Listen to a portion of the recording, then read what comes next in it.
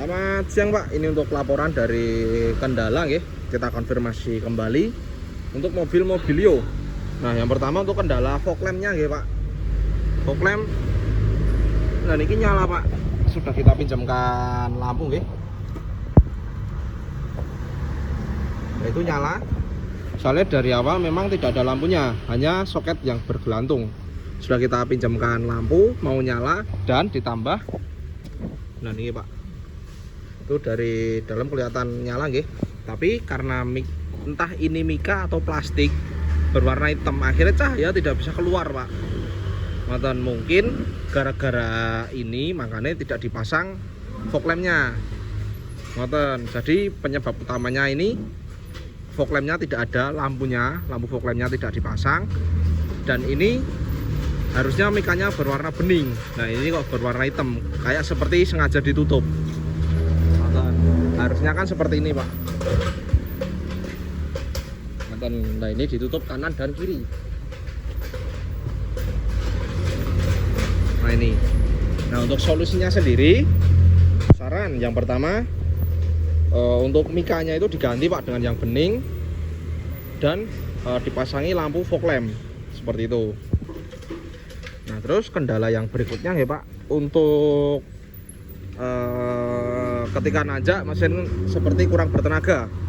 Nah, ini dari sistem pengapian kita temukan Pak, kondisi busi. Nah, ini elektroda. Nah, yang tengah ini ya Pak. Nah, yang tengah ini terlihat miring atau tidak rata. Itu terlihat jelas nggih. Empat-empatnya karena memang businya ini satu usia. Seperti itu. Nah, ini yang menyebabkan sistem pengapian dari mesin mobil panjenengan itu menjadi kurang sempurna. Otomatis jika pengapiannya tidak sempurna, tenaga juga ikut tidak bisa optimal. Jadi busi ini saran diganti Pak, 4-4 nggih, karena memang satu set atau satu usia. Dan untuk koilnya sendiri, mohon maaf, tadi kita buatkan video terpisah ya Pak untuk kondisinya. Untuk koil sementara masih bisa kita recleaning atau kita bersihkan.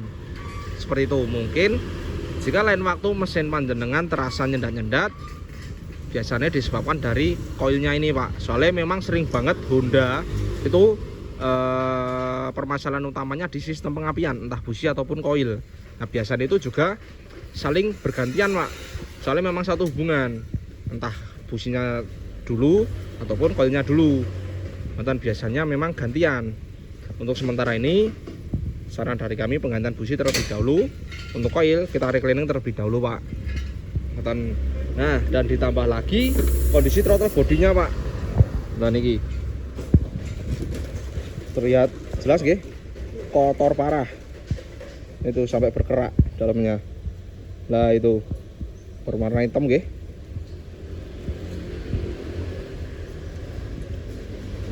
Nah, ini.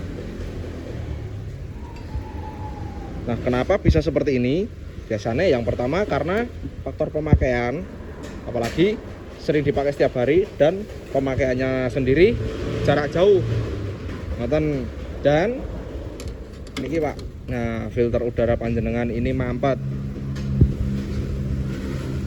Ini filter udaranya sendiri ini berfungsi untuk menyaring udara yang dari luar yang akan masuk ke mesin.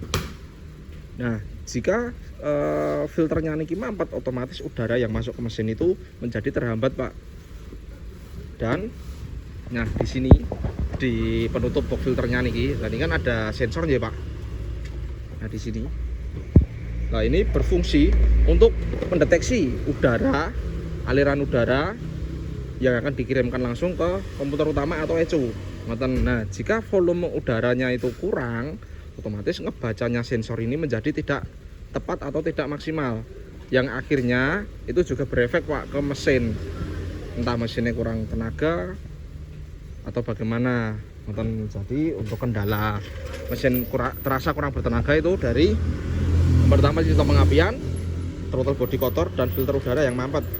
Nah, untuk filter udara ini sendiri ini saran dilakukan penggantian ya Pak, karena ini sudah mampet nih tuh. Nah, terus untuk yang kendala mesin panjenengan itu terasa geter, apalagi pas akselerasi. Nah ini Pak. Nah itu seperti yang saya konfirmasikan tadi, dari dudukan mesin atau engine mounting. Nah itu kondisinya jebol Pak itu. Tuh bisa terlihat ya. Nah kita coba goyangkan mesinnya.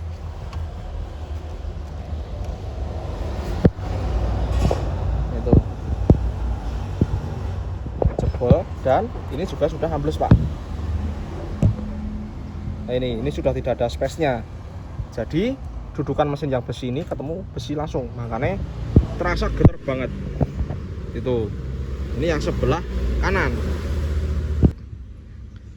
Nah, ini untuk yang sebelah kiri. Soalnya memang engine mounting atau dudukan mesin itu ada 3 Pak untuk mobil-mobil ini nggih. Kanan, kiri dan juga bawah atau belakang. Seperti itu. Nah, ini untuk yang kiri.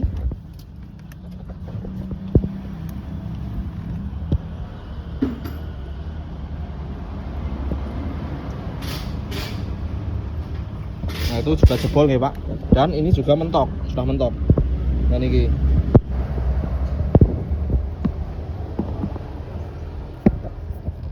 Pak. Bentar. Nah ini dia. Itu karetnya Pak, karetnya itu sudah mentok dengan yang besi atau dudukan yang atas. Itu yang menyebabkan getaran mesin sangat terasa, bahkan sampai masuk ke kabin. Dan untuk yang bagian bawah.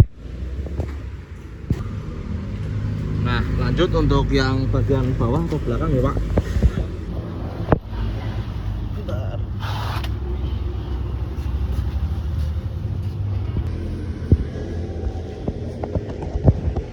Nah ini Pak yang bagian bawah atau belakang ya, kondisi terlihat masih oke, hanya saja mulai aus. Nah jadi belum terlihat jebol seperti yang bagian kanan dan kiri. Ini.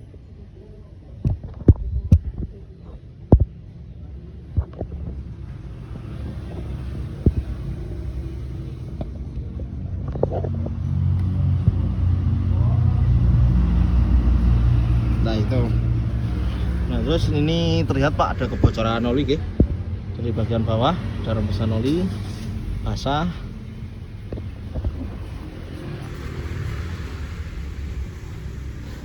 Itu jadi untuk penyebab mesin terasa getar dari engine mounting atau dudukan mesin ya Pak, kanan dan kiri yang kondisinya jebol. Nah terus ada beberapa temuan juga dari kami, meliputi fan bell Pak.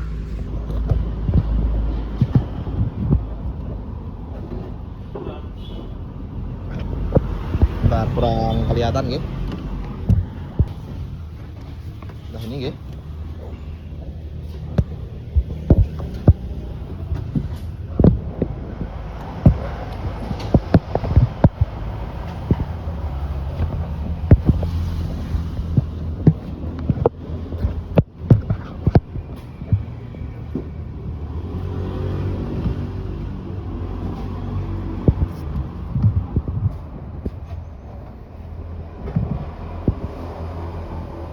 Nah itu Pak terlihat jelas ya. Untuk kondisi fan bellnya sudah retak-retak. Nah itu menandakan fan bellnya perlu dilakukan penggantian segera Pak.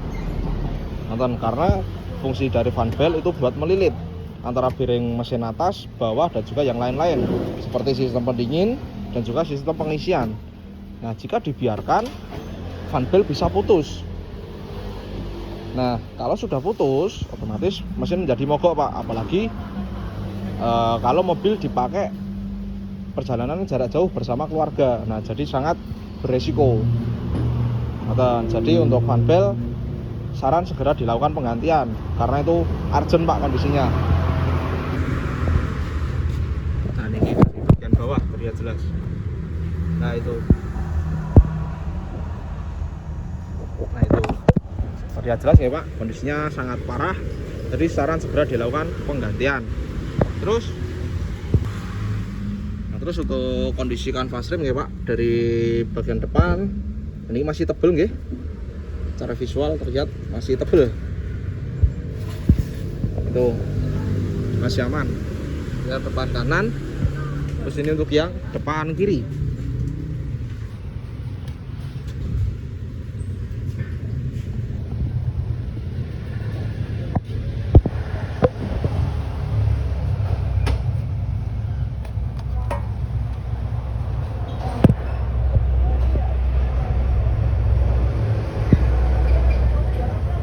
Itu kondisi kanvasnya masih tebal. Nah terus ada temuan tambahan Pak dari kami, yaitu lampu belakang. Nah ini lampu rem dan lampu sen yang belakang ini mati Pak. Nah ini kebakar. Mohon maaf Pak, untuk lampu yang belakang kita temukan lampu rem kanan dan kiri mati. Ini dari lampunya karena kebakar dan putus. Nah ditambah lagi niki kita temukan kondisi soket lampunya niki juga pecah Pak.